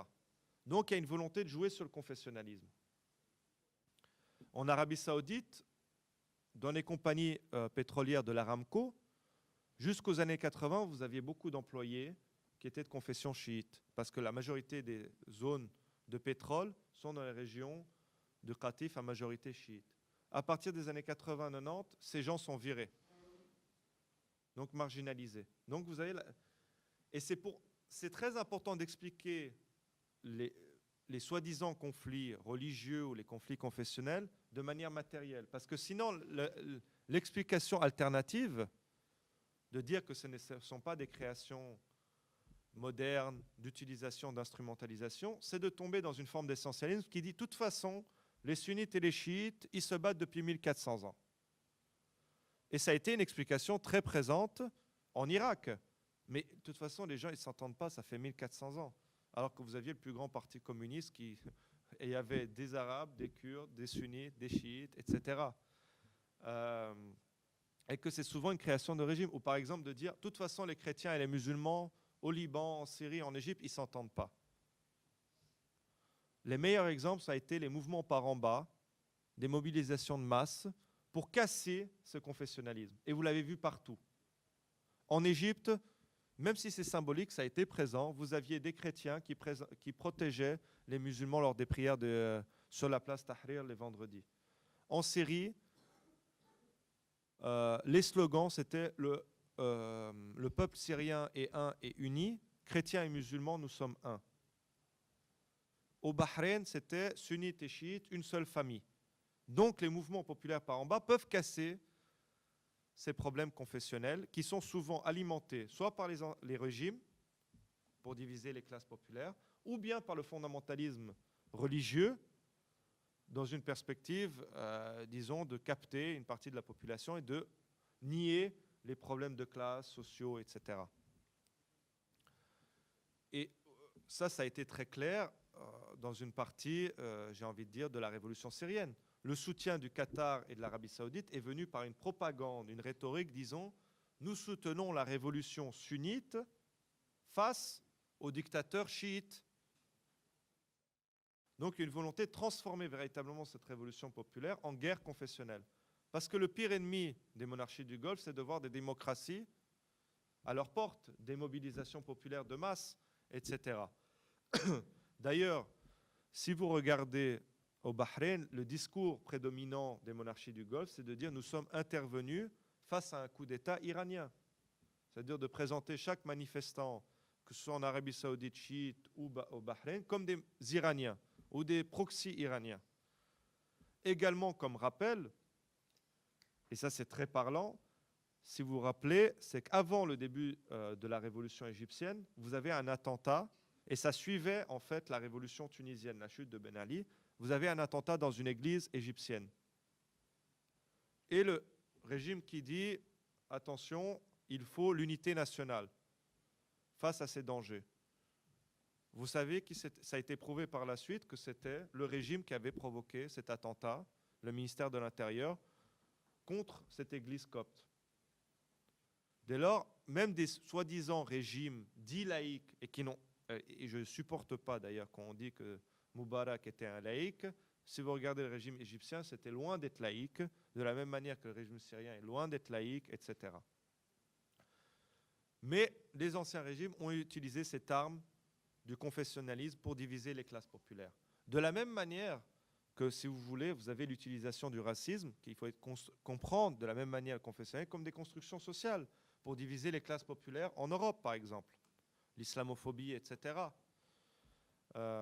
Et à ce niveau-là, vous avez également des autres questions qui traversent au-delà du confessionnalisme et qui sont plus propres à certains pays. C'est l'utilisation dans des armes contre-révolutionnaires, également la question de l'ethnicité. Ça veut dire le régime syrien, par exemple, a joué les Arabes contre les Kurdes, parce que vous avez une proportion de 10% à peu près de Kurdes en Syrie.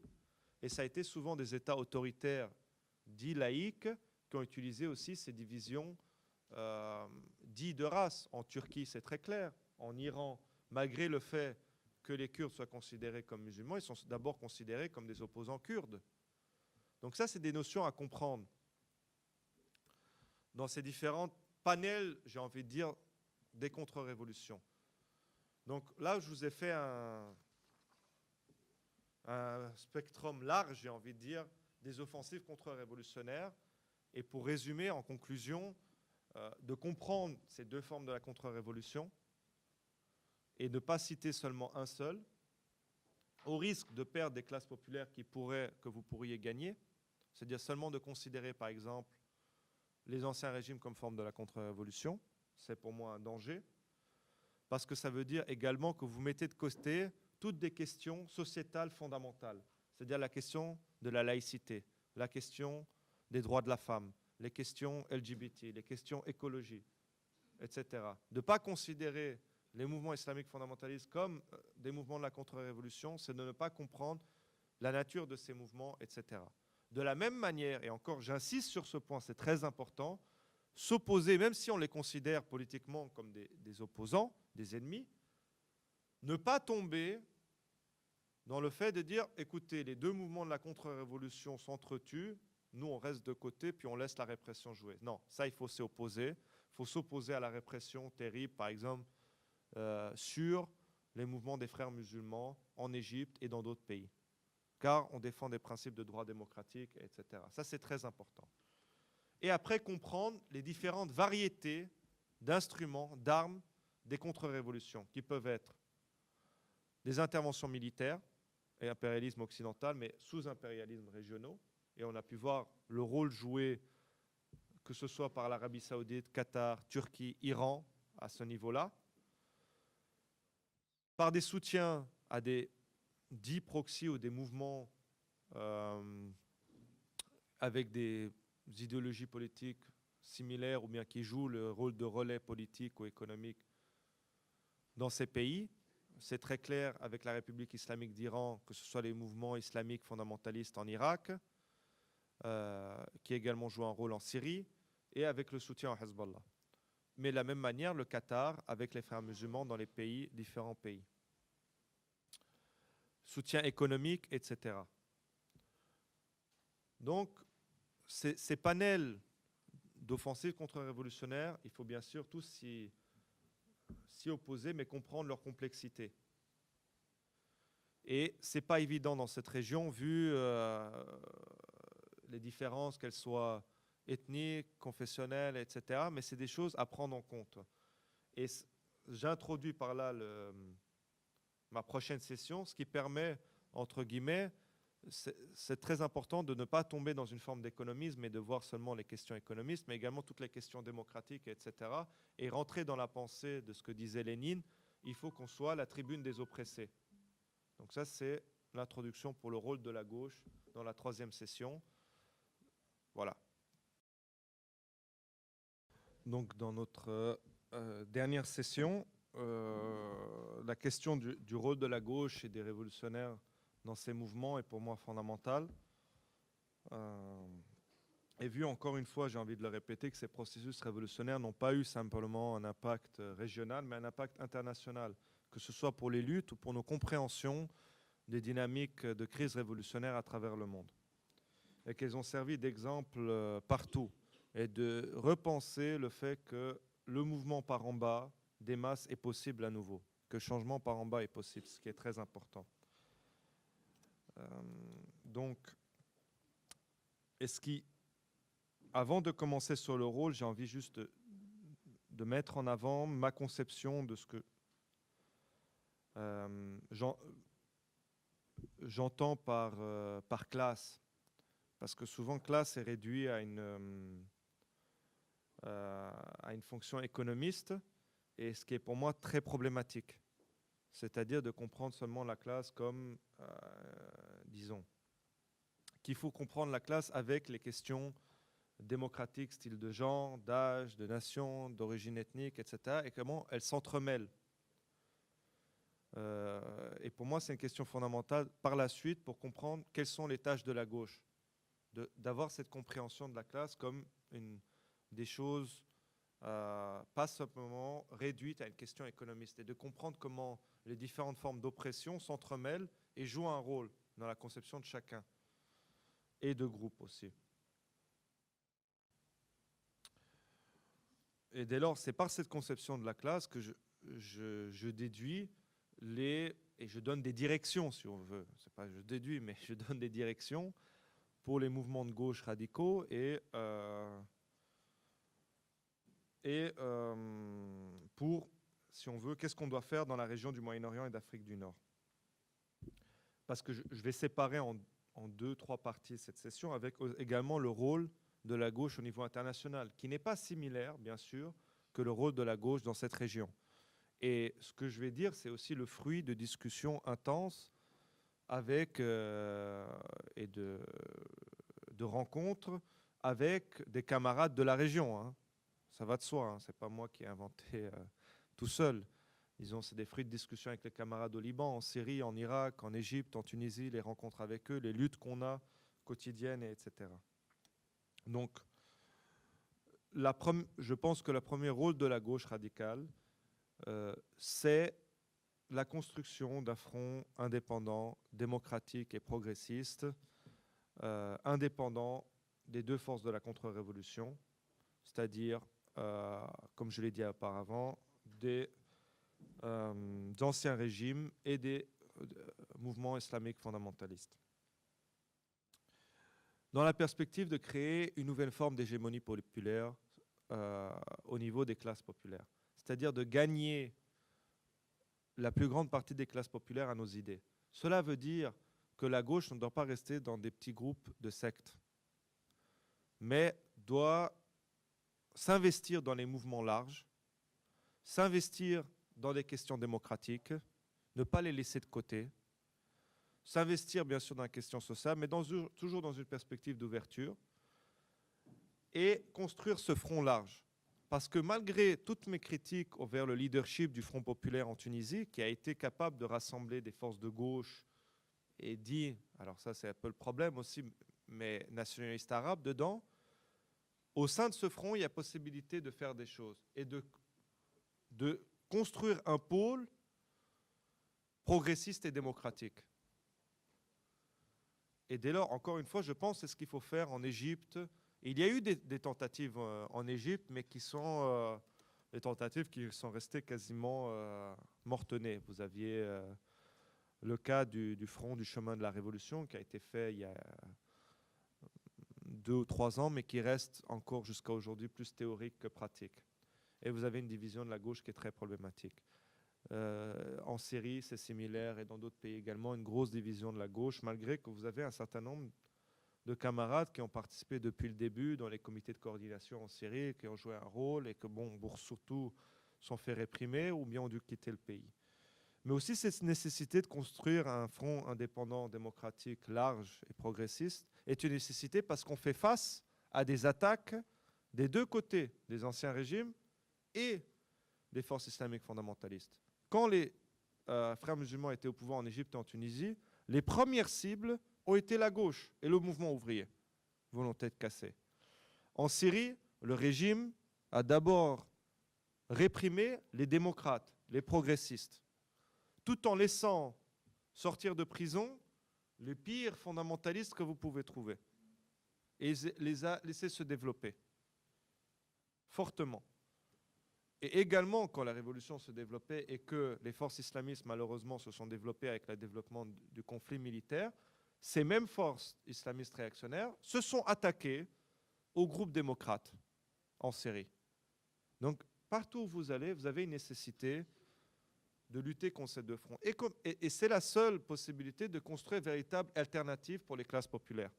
Ne pas les enfermer dans une dichotomie de quel est le moins pire. Parce qu'il y a une partie, malheureusement, de la gauche, avec des tendances staliniennes ou Mao, qui ont choisi, soi-disant, le moins pire, ou bien se sont inscrits dans leur vieille, entre guillemets, pensée, il faut s'allier avec la bourgeoisie nationale, qui serait quand même pas mal, dans une perspective de révolution par étapes, ce qui s'est révélé absolument catastrophique.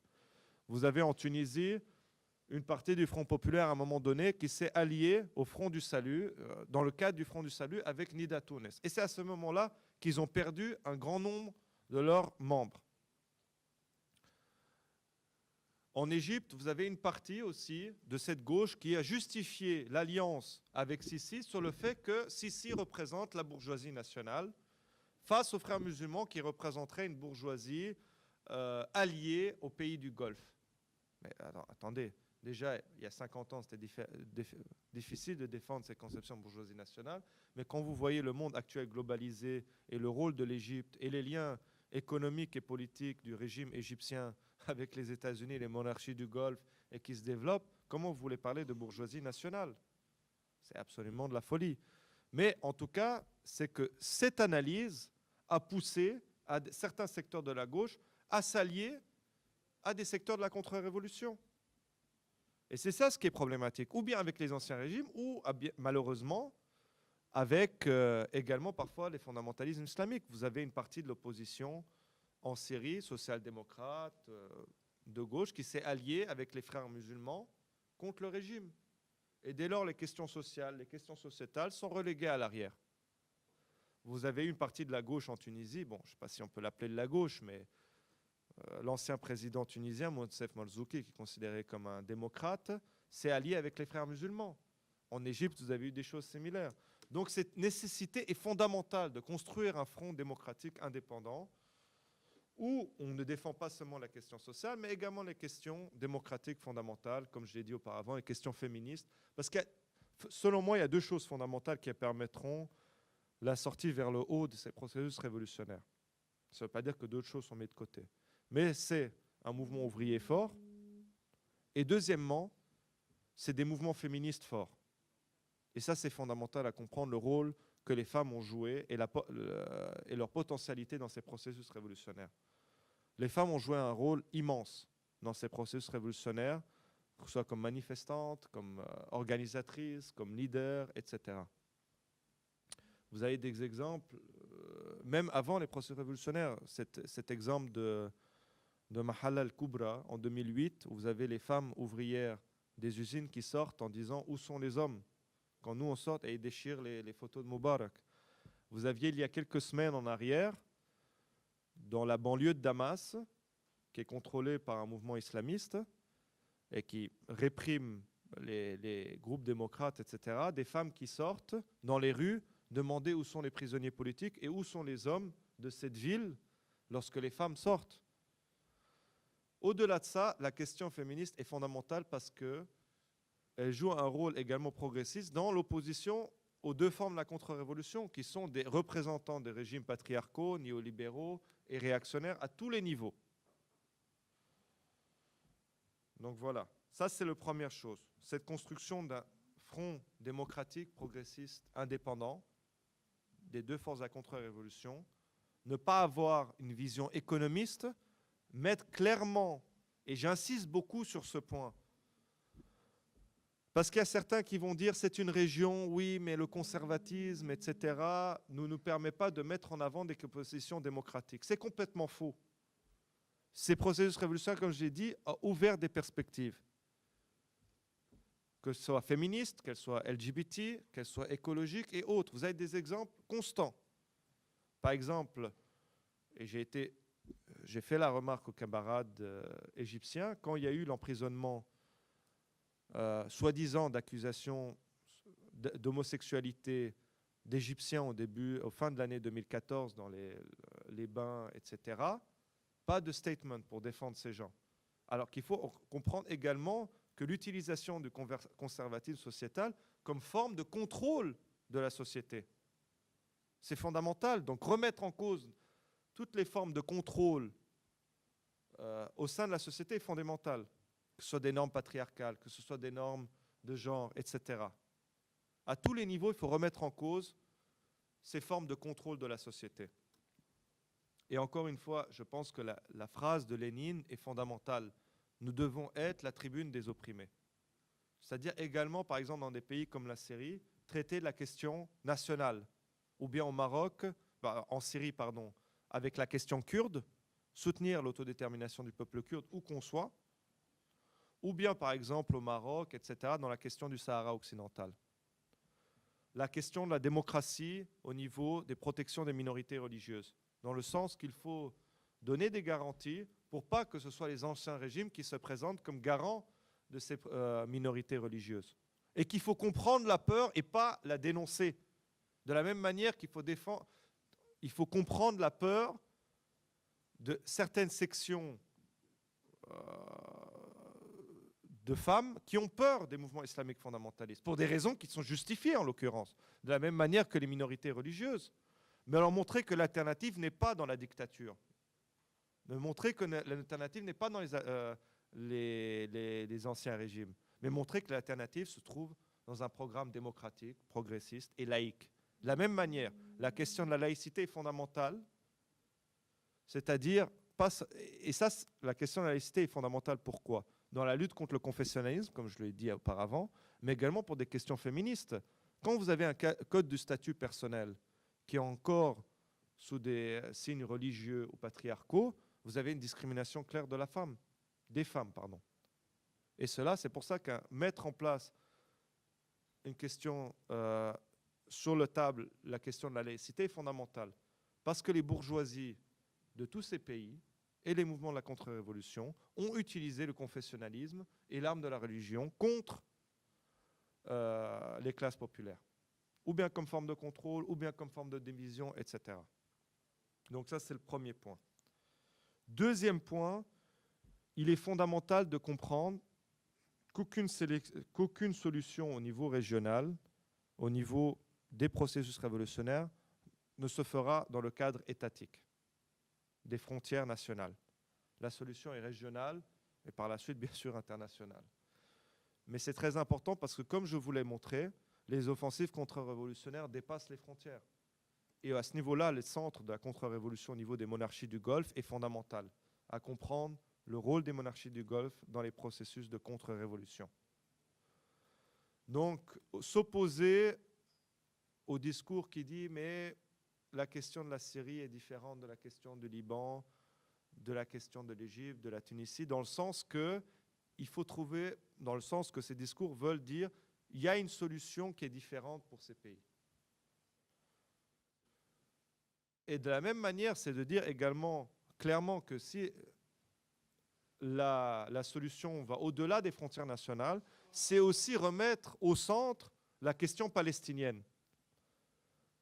Parce que la question palestinienne, ça ne veut pas dire que les Palestiniens ne doivent pas résister aujourd'hui. Mais il faut être clair avec le discours que la libération du peuple palestinien passera par la chute de tous les régimes de la région, y compris de la Turquie et de l'Iran. Il ne peut pas y avoir de libération de la Palestine en dehors d'un phénomène régional. Et d'ailleurs, si vous regardez à travers l'histoire de la région, le mouvement national palestinien n'a jamais été aussi fort que lorsqu'il s'est allié au mouvement populaire de la région. C'est-à-dire dans les années 60 et 70, vous avez en Jordanie alliance entre la gauche palestinienne et le mouvement national palestinien et la gauche jordanienne pour tenter de renverser le roi de Jordanie. Au Liban, ce qui a été malheureusement un échec. Au Liban, c'est quand la gauche et le mouvement national palestinien a été alliés qu'ils ont été le plus fort, qu'il a permis de radicaliser un certain nombre de pans de la population, qu'elle soit palestinienne, libanaise, syrienne. Donc c'est cela où il faut se rappeler. que, entre guillemets, la révolution palestinienne a été forte dans les années 60 ou 70 quand elle s'est alliée au mouvement progressiste de la région. Et actuellement, malheureusement, on n'a pas ça sur la scène politique palestinienne. De comprendre que la libération passe par la libération des pays de la région. Parce que tous les États de la région ont un intérêt, direct ou indirect, au maintien de l'État d'Israël tel qu'il existe aujourd'hui et au maintien du système impérialiste tel qu'il existe aujourd'hui. Cela, il est fondamental de le comprendre. Dès lors, la solution est régionale. Ça, c'est les tâches de la région. Après, je reviendrai sur la conception, je pense, qui est fondamentale de la révolution permanente. Une autre tâche qui n'est pas souvent parlée parmi d'autres, mais ça, c'est des tâches fondamentales, je pense, c'est de faire le lien avec les travailleurs migrants dans les monarchies du Golfe. Et c'est quelque chose qui manque jusqu'à aujourd'hui au niveau de la gauche radicale du Moyen-Orient et d'Afrique du Nord. Vous avez une potentialité de radicalisation absolument incroyable. C'est des travailleurs qui subissent des discriminations à tous les niveaux, qui n'ont quasiment pas de droits sociaux. Et on peut parler d'une forme d'esclavage moderne, véritablement. Je vous laisse, pour certains et certaines, peut-être ils ont vu, au niveau de la construction pour les stades de la Coupe du Monde au Qatar, le nombre d'ouvriers décédés. C'est très important. C'est des gens qui vivent sans aucun droit. Et il faut organiser ces travailleurs et travailleuses. Il faut établir des liens entre les travailleurs, entre guillemets, indigènes et ces travailleurs qui, dits migrants, mais en l'occurrence, vivent là-bas dans des conditions absolument horribles. Donc il y a une nécessité de faire des liens pour créer une véritable union des travailleurs et des travailleuses, particulièrement dans les monarchies du Golfe, parce que c'est le centre de la contre-révolution, par leur pouvoir financier, politique, etc. Parce que sinon, dans le cas contraire, vous avez une possibilité d'utilisation de ces régimes, encore une fois, de ces travailleurs migrants face aux travailleurs, disons, locaux. Et ça a été le cas, par exemple, au Bahreïn. Vous avez des travailleurs qui sont majoritairement issus des Asie du Sud-Est, pakistanais et autres. Le régime a utilisé ces gens contre les manifestants, en disant, eux veulent vous prendre votre travail, ce sont des extrémistes chiites, ils veulent tuer des sunnites. Donc vous avez ces dynamiques. Donc il est très important, il est fondamental que les syndicats de travailleurs et de travailleuses de ces régions ne se concentrent pas seulement sur les travailleurs entre guillemets indigènes, mais également sur les travailleurs étrangers. C'est fondamental. Vous avez quelques tentatives qui commencent à se mettre en place. Dernièrement au Liban, vous avez la mise en place d'un premier syndicat de travailleurs étrangers, mais qui a été refusé par le ministère de l'Intérieur. Et il faut savoir que malheureusement la bureaucratie syndicale, par exemple au Liban, mais dans de nombreux pays, est liée à la bourgeoisie et joue un rôle également à ce niveau-là très réactionnaire, en refusant que des travailleurs étrangers puissent devenir membres des syndicats libanais, etc. Mais ça, c'est trois choses qui sont fondamentales. Et vraiment, cette question des travailleurs migrants, je pense qu'il y a quelque chose à travailler de beaucoup plus fondamental. Au niveau du rôle de la gauche au niveau international, parce que ça touche tout le monde et je pense que c'est aussi important d'en parler. Il faut soutenir bien sûr les camarades au Moyen-Orient, en Afrique du Nord, leur donner les capacités de pouvoir s'organiser, les aider matériellement, médiatiquement, au niveau de l'information, transmettre leurs messages, etc. Très clair. Mais on reviendra toujours au même objectif que la meilleure manière d'aider les camarades au Moyen-Orient, c'est de lutter contre nos propres bourgeoisies et contre notre propre État, nos propres États, sans tomber dans des autres choses. C'est-à-dire, et là il y a des questions fondamentales, c'est la question du racisme et des migrations en Europe. S'opposer à l'Europe forteresse. S'opposer aux mesures restrictives au niveau de la migration. Donner la possibilité aux réfugiés, aux migrants, de pouvoir s'installer librement. Et de leur donner des conditions de pouvoir s'organiser dès lors, si vous leur permettez cela. Mais s'opposer à l'Europe forteresse. S'opposer au fait que la Méditerranée devienne un grand cercueil. Ça, c'est très clair. Et de la même manière, s'opposer au racisme, qui est une construction, comme je l'ai dit, qui se modifie à travers les âges. Et aujourd'hui, le racisme dominant, et contre le racisme, en Europe particulièrement, c'est l'islamophobie et le racisme contre les Roms. Et l'islamophobie est une arme très importante aujourd'hui pour diviser les classes populaires, mais également pour justifier des mesures liberticides, des lois soi-disant antiterroristes, etc. Donc, en luttant contre le racisme, vous luttez également pour vos propres intérêts, bien sûr, et contre les lois liberticides, antiterroristes, etc. S'opposer aux collaborations militaires des États occidentaux avec, et des autres États dans le monde, avec les régimes dictatoriaux de la région et avec l'État d'Israël. Vous avez toute forme de collaboration politique, militaire, économique, qu'il faut s'opposer. De même avec l'État d'Israël, et j'encourage tout le monde, il y a déjà des groupes d'encourager toutes les campagnes BDS, boycott des investissements, sanctions, qui sont très bien pour la question de politisation autour de la question palestinienne, de délégitimation d'un État colonial, etc. Bien sûr, après, il faut aller au-delà des politiques du BDS dans notre compréhension de ce que c'est, etc. Donc ça, c'est des choses clés pour nous, la gauche internationale, dans le soutien qu'on peut apporter au processus révolutionnaire au Moyen-Orient et en Afrique du Nord. Et rappelez que la meilleure chose pour les aider, c'est de faire vos propres révolutions dans vos propres pays, lutter contre vos propres bourgeoisies. C'est les meilleures manières d'aider, de s'organiser et de lutter. Il me reste combien de temps là ? 15 minutes, non ? 17 minutes. Ok.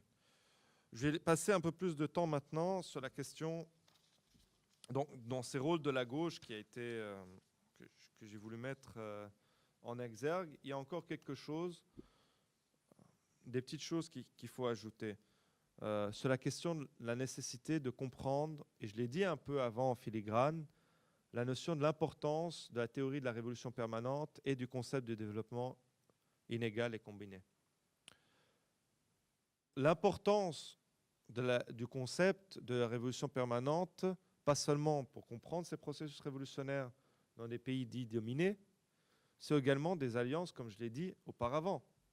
Parce que si vous croyez dans les révolutions par étapes, si vous croyez par une possibilité que la bourgeoisie nationale puisse faire une révolution démocratique, ben vous allez aller dans des directions qui sont l'alliance avec des anciens régimes, l'alliance avec des mouvements islamiques fondamentalistes qui vous mènent à la défaite. Et je pense que ces exemples ont été montrés encore une fois, pour ceux et celles qui n'avaient pas vu déjà dans le passé, me sont trouvés encore aujourd'hui fondamentalement justes. La notion qu'on ne peut pas avoir de révolution démocratique sans avoir une révolution socialiste, que c'est les classes prolétaires qui vont mener ces révolutions. Une indépendance politique face aux bourgeoisies nationales, face à la petite bourgeoisie, c'est absolument fondamental.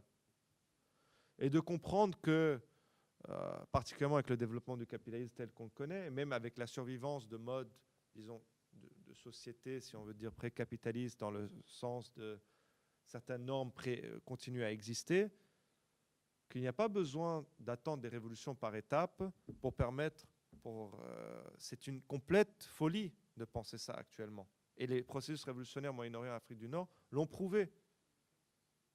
Au niveau que s'allier justement de penser que la bourgeoisie nationale, ou dite la petite bourgeoisie, va mettre en place des réformes démocratiques, on a vu le contraire, que ce soit au niveau des frères musulmans, que je définirais, comme j'ai dit, comme un mouvement conservateur, etc., petit bourgeoisie, mais embourgeoisé fortement, se sont alliés avec l'ancien régime.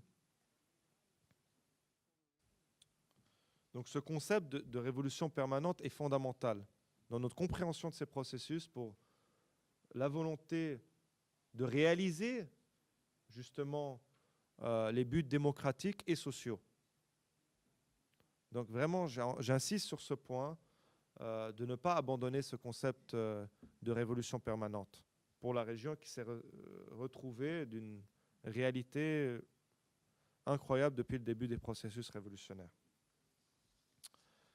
Il y a une autre chose, c'est aussi de comprendre qu'il faut, et de nouveau, mettre en avant le fait que s'intégrer, pour nous les révolutionnaires, dans tous les mouvements populaires avec des bases démocratiques. Et je vais donner le dernier exemple des camarades actuellement au Liban. Je ne sais pas si vous avez vu, il y a eu des manifestations importantes ces derniers jours, les plus importantes depuis la fin de la guerre civile, sans compter, si on veut, des manifestations qui étaient mobilisées par des mouvements, si on veut, de la bourgeoisie. Mais c'était un mouvement par en bas, avec des demandes démocratiques, laïques, etc. Le mouvement qui, aujourd'hui, demande la chute du régime au Liban, la chute du régime confessionnel, est parti d'une crise des déchets.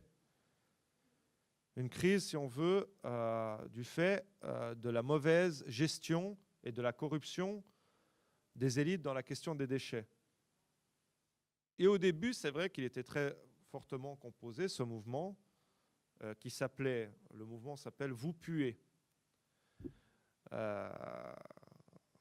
Est parti en grande partie, si on veut, d'activistes, classe moyenne, ONG, qui disaient au début, il ne faut surtout pas politiser le mouvement, il faut rester neutre, etc. Les camarades sont rentrés dedans, ont amené un discours politique, ont radicalisé, et que, alors que c'était quelques centaines, peut-être 1 millier au début, vous avez une radicalisation du mouvement à travers les semaines. Et pour arriver avec des discours, vous avez des tags au centre-ville de Beyrouth qui représentent, si on veut, il s'appelle le solidaire et il représente, si on veut, la bourgeoisie du Golfe, cette monarchie du Golfe qui a fortement investi à travers une personnalité libanaise, mais ça représente, si on veut, les classes bourgeoises, où la majorité des Libanais n'y vont pas, une minorité seulement. Et les classes populaires ont investi cette place, ont occupé cette place avec des slogans pour un État laïque, contre le confessionnalisme, des slogans démocratiques, etc. Et s'opposant, si on veut, à toutes les partis politiques bourgeois confessionnels. Donc un des exemples comme quoi, malgré une conscience au début peut-être moyenne, c'est une nécessité des révolutionnaires d'apporter une radicalisation, de donner des directions est fondamentale aujourd'hui, particulièrement dans un monde, et il faut quand même qu'on se rende compte, et ça c'est pas propre au Moyen-Orient et à l'Afrique du Nord, où la conscience de classe n'est pas au plus haut, plutôt on y est loin au niveau de larges sections de la société. Mais il y a une rage qui traverse les sociétés, et pas seulement au Moyen-Orient, en Europe également. Et cette rage, il faut la développer, la construire. Et je pense que c'est en partie le rôle des révolutionnaires, des gens de la gauche radicale. Et c'est aussi pourquoi cette question de traiter les questions démocratiques comme questions fondamentales sont importantes. Parce qu'il y a des gens qui vont s'identifier dans une question de discrimination au niveau du genre, au niveau de l'orientation sexuelle. Et il faut aller leur parler, pas dire simplement c'est des demandes petites bourgeoises, etc. Non, il faut radicaliser ces différents genres de mouvements et donner une perspective révolutionnaire. Donc voilà, moi j'ai à peu près fini sur les rôles de la gauche, en conclusion je ferai vite. Donc les rôles de la gauche au Moyen-Orient, c'est de construire ce front indépendant, démocratique et progressiste, s'attaquer et ne pas avoir simplement un programme économiste. La question de classe reste fondamentale, mais dans une perspective d'inclusion de toutes les différentes formes d'oppression et de comprendre comment elles interagissent. C'est-à-dire question du féminisme, des féministes, questions LGBT, orientation sexuelle, questions écologiques. Et vous avez tous ces genres de luttes qui ont eu lieu au Moyen-Orient, en Afrique du Nord. En Tunisie, sur la question écologique, vous avez un certain nombre de développements, sur les gaz, etc. Deuxième point, c'était, comme je l'ai dit, sur la question, la solution ne sera pas dans les frontières nationales, mais régionales, et développée ensuite par la suite. Et cela comprend également la question palestinienne, comme je l'ai expliqué. Et la troisième question, question des migrants. On a vu le rôle des gauches radicales dans les pays hors, j'ai envie de dire, du processus Moyen-Orient, hors des États du Moyen-Orient et d'Afrique du Nord. Il y a un rôle fondamental à jouer. Et dans ce cadre de lutte contre vos propres bourgeoisies, vos propres États. la question de la révolution permanente, à ne jamais oublier, la question d'allier les tâches démocratiques et socialistes, le rôle de la classe prolétaire, etc. Et de s'opposer à la question de bourgeoisie nationale qui a encore un rôle important. De la même manière, on peut voir dans cette perspective qu'il y a des liens faits avec aussi la compréhension de l'impérialisme comme système et non comme acteur. Et de ne pas choisir le moins mauvais diable. Il faut s'opposer à toutes les formes d'impérialisme et à toutes les formes de bourgeoisie et constituer une indépendance de classe fondamentale. Et jouer un rôle important dans les mouvements larges pour les révolutionnaires, c'est important. Donc voilà, moi je finirai là-dessus. Je sais que je finis un peu plus tôt, mais bien ça laisse plus de temps pour les questions, etc. Mais je pense que j'ai dit le plus important et ma pensée, voilà, j'espère a été claire. Merci de m'avoir invité et merci d'avoir écouté.